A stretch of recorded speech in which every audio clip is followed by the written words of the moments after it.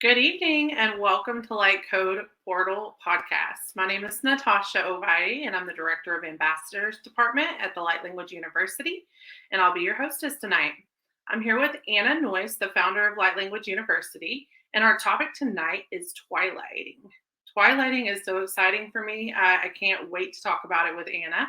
And no, I'm not talking about going out and getting a second job or your favorite vampire movie. Uh, it is a unique term and it's unique to the Light Language University. And I'm super excited to chat with you guys and share this information. And before we begin, though, I want to go ahead and give you a little information about the university logo and our mission statement. The triangle represents the mind, body, and spirit. The circles represent dimensions and us being multidimensional beings. The golden phoenix represents the human being rising up from the ashes in the old Piscean age into the new age of Aquarius. The small triangle represents the shift that is happening on the planet where all of us are ascending into consciousness of the heart chakra, of out of love in the Aquarian age and out of the solar plexus that rules the Piscean age. Now, our mission is to inspire others who are awakening to aid imminent growth of the conscious awareness of being multidimensional. So, our topic tonight is twilighting. And good evening, Anna. How are you doing tonight? Good evening, doing well. And Twilight is so much fun. So I'm glad we're going to speak Yes, on this tonight. I'm so excited about it. So, let's jump right in. What is twilighting? I'm curious.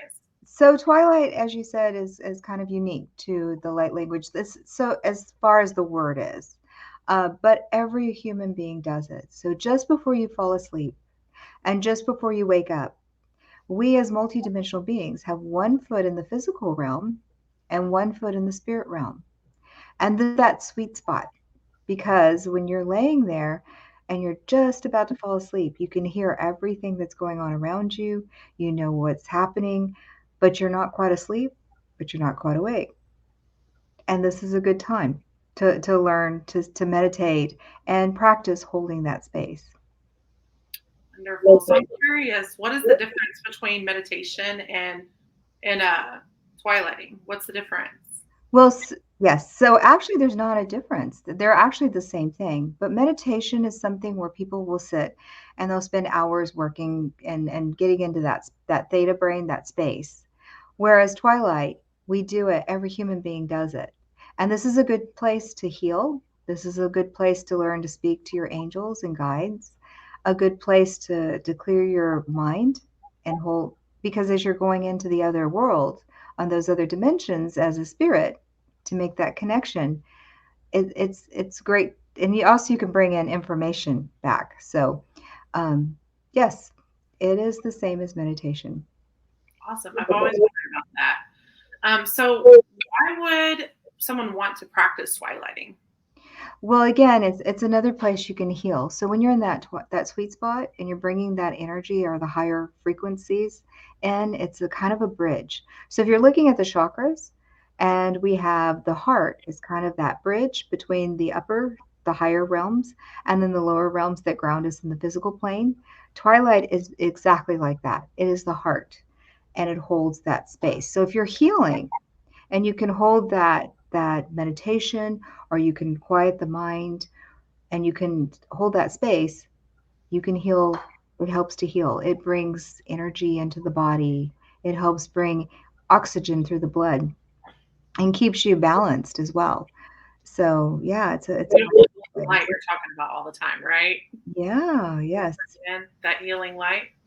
Mhm. All right. So then, how do I know when I'm twilighting? How can you be certain that that's happening? So I have a question for you. Since you're actually started studying with us and you're doing the workshops and wonderful, and we're so excited to have you.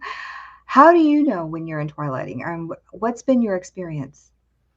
So for me, I feel like I get like this little warm, tingly, and floating sensation. Not quite all the way conscious. Like I feel like I might be almost asleep, but not quite. I've even had times when I like feel like I'm falling or I drop. I've had that happen before too. Um, Trying to think. That's pretty much what happens to me. I might have like a little foggy glow to the surrounding that I'm looking at. Yeah. And for me, I feel something in my head. So I feel like almost a sensation in my third eye, or I feel something in the back of my head. And I know when I've hit that space. And it's really important, yeah, to hold that space and bring that energy in. Because we forget when we're sleeping, it's allowing the body to take a break. Our spirit, our souls are so empowered with all this beautiful because we tire these bodies out. They're not used to holding that energy all the time. So when we sleep, we actually astral project or we move our consciousness outside of the body and have those experiences on the other side and of the veil, you might say. But what's really important is it allows the body to do what it needs to do to readjust, to heal itself, to get the rest. And then when we come back, the spirit comes back into the body completely and the body starts to you wake up and you're able to have your daily life. However, that works. So it's unique for everyone. Every person's different. Then my experience and your experience can be totally different. Exactly. Exactly. And that's I think when you ask the question, like you said, it's going to be different for each person their experience, but every human being does it. Not a person on the planet or an animal, they don't do it because that's the bridge of us moving back into spirit. That's so interesting. I never thought about animals meditating and twilighting. That's such a cool concept. Makes me wonder what they're thinking about when they're doing that. You know, like what they're twilighting about. That's so awesome. Well, and I don't think that they look at it like we do, where with meditation, but they're actually, if you think of an animal that's hunting, it's in the zone, it's in that space. And for us, it's a violence. We think about it, it's violent, right? But for them, it's when they've mastered, they can see, they can feel, they know what's happening, not only in the physical body, but also all around them. The same thing can happen for us when we're in that space of twilight and you practice, you can actually be aware of everything, your whole environment around you and what's happening. And you can also astral project if you want to. You can work with this is a great place to work with your guides or your angels and have classes. You can have full classes with them and bring that knowledge back into the physical brain. I mean, it's fascinating. And again, the same thing with meditation. You probably I'm sure you've had experiences where you've astral projected or you were in that meditation and you get this information that's amazing from that higher self. Yeah, download like a quick, oh my goodness, what just happened? Yes, that's definitely happened to me before. I'm And curious, so you were mentioning all kinds of different senses. So like you mentioned being able to hear and see, and so if I'm in twilight, is anything like possible with my senses? Like can I do anything? Can I even taste something? if you're aware of it, yes, you can. You can bring that energy in. So yes. That's so awesome. I can't wait And to check to find that little niche for myself. That's so exciting. well, and so what has been your experience when you're twilighting as far as that? So for me, like I can remember one experience that I had was one of my very first experiences actually was when I was brought to a big tree. And I remember it was my spot, man. I just knew that I've been there before. And it was a big giant tree and it went as far as I could see. And I remember sitting underneath it, sitting in Indian style, just enjoying the breeze. I could hear the ocean and I could feel the grass under my skin. I could feel all of that. And then I remember a child coming up to me and just talking to me and giving me information. And it was just such a wonderful experience. They were basically introducing themselves to me as my guide. And I found out later that that was my sister. And she's passed on. She's on the other side now. So it's just so interesting how every experience is different. I find that every time I twilight or meditate, that experience is totally different.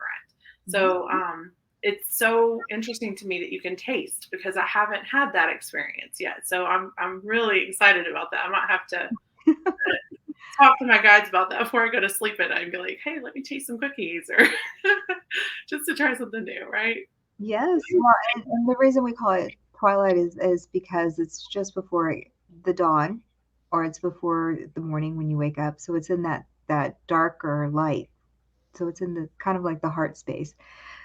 But also, I love your story because it mentions how, if you think about it, how connected you feel. You feel connected to everything and everything's connected. It's not quite oneness, but it's that next step before you open up and go into the higher parts of ourselves, our anatomy, and then hit the oneness where we're a part of everything. But you are connected to everything and you're aware of it on the multi levels of the physical and even the intuitive levels. It's so fun. I just one other question I have. So when you're twilighting, you can twilight anytime, right? So if you're going to sleep or waking up, right? You can twilight just about any time of day. And what is it like to hold those two levels of consciousness? Like, So I guess what you're asking in your question is what is it like to hold those two levels of consciousness when during the day or in the evening? Because you can do it both. So when you start practicing, and the reason we ask people to our students, we teach them to do it because that's the sweet spot is doing it at as they're going to sleep or when they're waking up because you're going to do it anyway, but to hold it. And I remember the first couple of times that I did it, I would fall asleep. I'd say, "Oh, this is it," and then I'd be gone. Or I'd wake up and I'm like, "Oh, this is it," and I'd be gone. So it took me, you have to practice. And I practiced and practiced, and now I can hold it for a couple of hours. I can get up in the middle of the night, go get a drink of water, come back to bed, and go straight into twilight. But I can also do it during the day. And it makes it interesting because when you're sitting, you can be at a fair, and we're about to go into a conference and fair pretty soon. But it's really neat to be sitting there with people around you and go into that twilight state. Now you don't have to close your eyes, you don't have to snore, but you go into that state where you are aware of everything around you and you're connected to everything and you're seeing the rhythms and the colors and the expressions and the energy that's happening and the beings that are coming in to support us because as you know we're not alone. We have these beautiful beings that are helping us and for our highest good, and it's just a wonderful state to hold that. And especially if you're reading for somebody, readers will actually put themselves in that twilight state to get the information. So they're doing it as they're reading right there in front of you when they're pulling that energy in and connecting to everything. But imagine going out and if you had a crop or something, or you're working with trees or animals. And my father taught me this on the ranch to be aware of the animals around us, the snakes that are, on the ranch, to be aware of the horses, the cattle, the bull that's in the pen, because you want to be careful of the bull, the pigs, the chickens. You want to connect the dogs, the cats. You want to know where everything is and what their energy is, so you're not, messing up. I like to mess up my hair, messing up everything around the energy around, but actually blending in to that environment, which is why I brought up earlier how animals, when they hunt, they go into the twilight, they go into the blending and they know what's all around them. wow, that's so awesome. That just makes me tingle inside. Very exciting. So are kids better at twilighting? Are children better at twilighting than we are as adults? Good question. So I'm going to ask you that question. What do you think? I would say yes, because they have such creative minds and a little more. They're not so like guarded, right? They have a much more big imaginations. Like that's probably why they have imaginary, imaginary friends and a lot more going on in their creative minds. So I would think yes, but why Absolutely. is that? I wonder is that the only reason why, or is there anything about the brain chemistry that would make that any different for them? Well, and it goes back to as we become insaturated with the 3D and more enamored with the 3D and excited about the 3D that we leave that spirit energy behind. So with children, babies are connected. I love it when you're watching babies and they're seeing angels and they're seeing beings walking around and they're smiling or giggling because grandma's come back to play with them. But we're we're going, what are they doing? Or an animal. Have you ever been where an animal's looking at something in the corner and you're like, what Yeah. are they looking at? You know? Playing with an imaginary friend in the corner too. Yeah, absolutely. So I'm Exactly. curious. We have a listener question. So, would twilighting during the day be the same as like daydreaming, or is that different? Oh, good question. It is on the verge, yes, because it's the window of daydreaming. So there's alpha brain. Twilight's just a little bit deeper. So we have beta brain when we're awake, and right now we're being conscious and we're having this conversation. Then we have that alpha brain where we're driving, and that's more like daydreaming. So if you think about when you're driving, a lot of us, if I were to drive in beta, I would forget how to drive. Zone out, right? Exactly, because my higher self knows how to do it. So you go to a red light, the red light, you see it, and you drive past it. And later on, you don't remember even passing the red light. Somehow you've missed it. That is the alpha brain. The theta brain's just a little bit more deeper. It is just almost, it's like in the trance, and we call that trance brain, or the part where you're hypnotized. You can be hypnotized.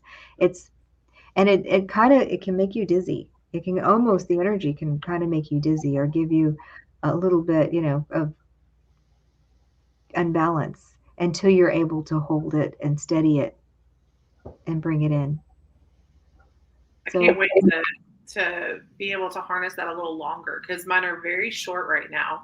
I can meditate for long periods, but that theta brain, like where I kind of push over into that twilight, I haven't quite mastered that yet. So, what tips do you have other than practice? Is there any other tips?